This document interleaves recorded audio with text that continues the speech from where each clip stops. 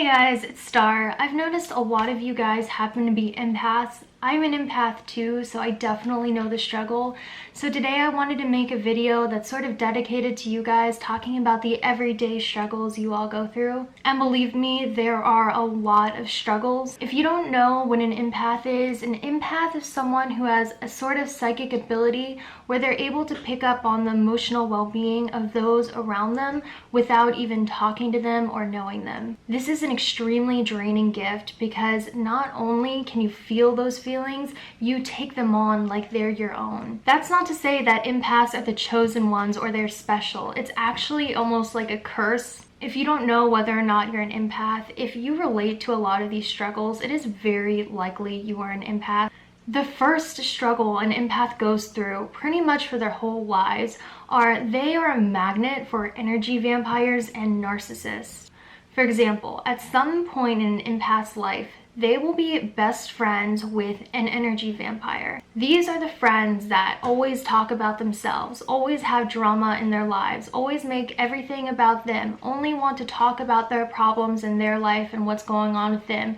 But as soon as the empath wants to talk about their life or open up to them in return, they are not interested. They use the empath as an ear or a shoulder to cry on when they don't themselves give any emotional support. Guys, if you hear random lapping in the background, that is my dog. She is super cute, but I swear she only does this when I go to hit record.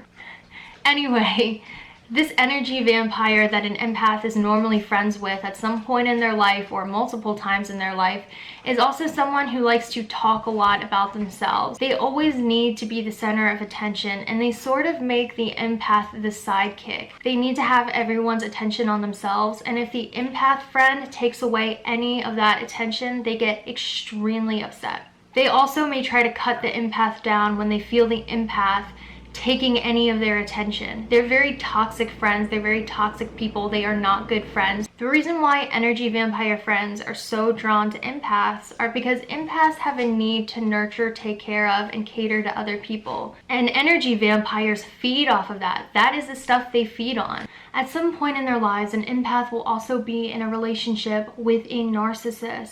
Now, I'm not talking about a narcissist where your ex did something messed up and now you're telling all your friends they're a narcissist, but I mean a real grade A legitimate narcissist.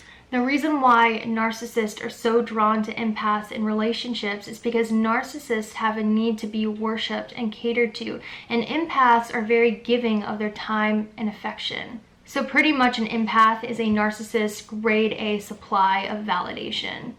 In this narcissistic relationship, it is likely that their partner was emotionally or physically abusive, and then when they were abusive, they blamed it on the empath like it was the empath's fault. They also are people who will gaslight you and lie to your face. They will make you question your reality and make you feel like you are going crazy, while making you feel lucky that they're even with you because no one else would deal with your craziness.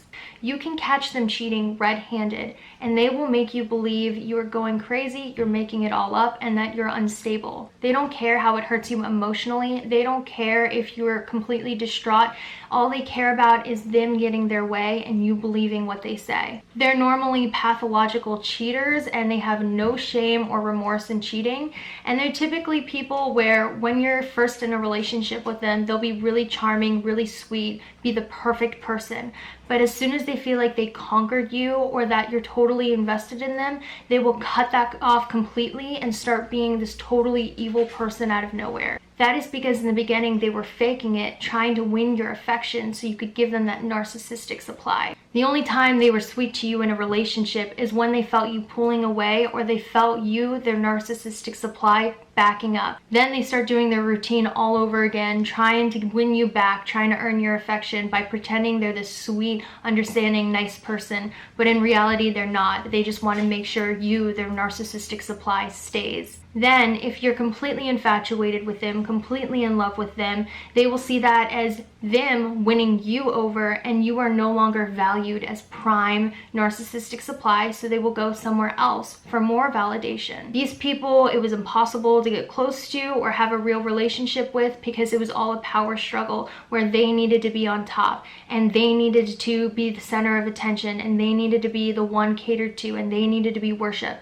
It wasn't about you at all. It was all about them and you giving them what they needed. For people who are not empathetic, it's easy to look at the empath and think, why are you still friends with that person? Why are you still dating this person?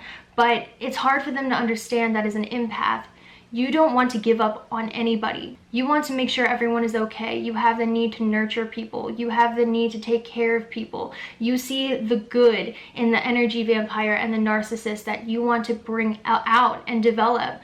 Whereas other people just see them as nasty and awful people. So they wonder why you stay and they wonder what's wrong with you and wonder why you're so weak. Until you're a developed empath, this is a cycle where you stay in these abusive kind of relationships because you feel like if you just give them more of your energy, they'll finally become better people. They'll finally be happy. But that never is the case. They just keep using you, and using you. So as a developed empath, it's very important to really decipher and filter who you help and who you let into your life. You have to figure out, is this person hurting me emotionally and physically? If so, I can no longer help them because they are hurting me and I need to help myself. Whereas people who are appreciative and people who give back, those are the people that you let into your life and you're able to help because you know that they won't be hurting you in any way. Therefore, you can keep helping them. It's a very hard cycle to get out of because I get that most people shun narcissists and energy vampires and you feel like they need the most help. But if you don't get out of that cycle, you will ruin yourself and you will no longer be able to help other people because you will be ruined. And energy vampire and narcissists do not learn. Or if they do learn, they have to learn on their own. You will not be the reason they learn. The second struggle empaths go through on an everyday basis is literally just doing normal, everyday things you need to get done. For instance, going to school, going to work. A lot of people call empaths lazy because they have a hard time keeping a good attendance at school, or they have a hard time keeping a job because of their attendance. This is rarely the case. When an empath is in a space with a lot of different people, with a lot of different energies, they're picking all of these different people's energies up and internalizing it and feeling it like it's their own. So it's very draining for an empath. So after a while, attendance will be very hard for an empath because they get tired of being so drained every time they're in a large classroom or they're in a work setting where they have to interact with a bunch of different energies. That's why it's a curse to be an empath. It is not some special chosen one ability. Most people are able to go out in public and socialize, go to school, keep a job because other people's energies aren't infiltrating them and draining them. Because of this, I've noticed a lot of empaths, when they're about to go out in public, they'll take a lot of caffeine, they'll eat a lot of sugar, they'll ingest a lot of quick energy so they don't feel as drained when they go and do the things that they need to, causing a lot of health problems. The best thing to do for a new empath who struggles with being drained every time they have to go and do something out in public or around other people is to, instead of reaching for that caffeine or that sugar, exercise for a short period, a little bit every day, because that will naturally raise your energy levels. A lot of the times an empath, when they're at work or at school, they'll feel the need to fake cheeriness or upbeatness or fake being an extrovert because in this world, we value extroversion more than introversion. And a lot of the times empaths are naturally introverted. I'm not saying that all empaths are introverted and if you're extroverted, you're not an empath. I'm just saying empaths have a natural urge to be introverted because that way there's no outside energies intruding on them and making them feel drained.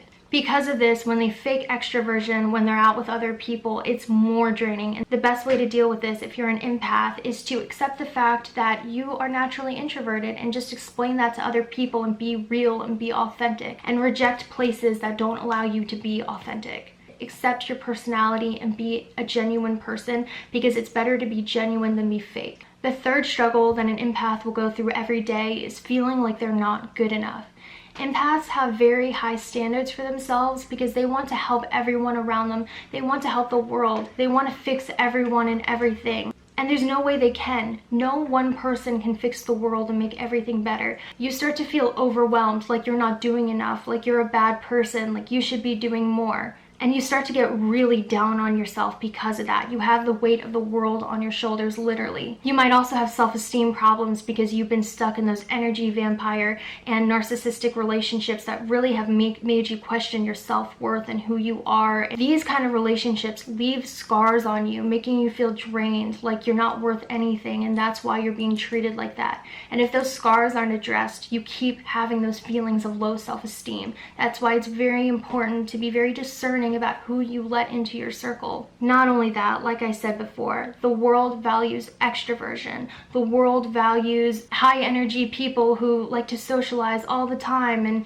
you know, are really bubbly and don't get drained being around other people. So you start to question your worth and wonder, what is wrong with me? Why can't I just be like that? Maybe I am nothing. The world sees me as nothing. Everyone uses me. Everyone takes advantage of me. Maybe I am nothing. And you really start to let the world get in your head. For a new empath, you really cannot do that. You have to realize you are a unique person with unique sensory gifts that are able to pick up on things that most people cannot. You are gifted in a different way that the world doesn't fully understand and appreciate. And that's okay. This world isn't a world you want to fit into anyway. This world's messed up, so be glad that you're different. Embrace your difference and be genuine and true to yourself, and everything will be okay. Get rid of those feelings of inadequacy. I know that's hard as an empath. I've struggled with it my whole life. Say your affirmations. You are amazing. You are gifted. You're talented. You're different in a good way. You're beautiful. Say those affirmations to yourself every day because it's the truth. And whatever you think and believe about yourself is what you are.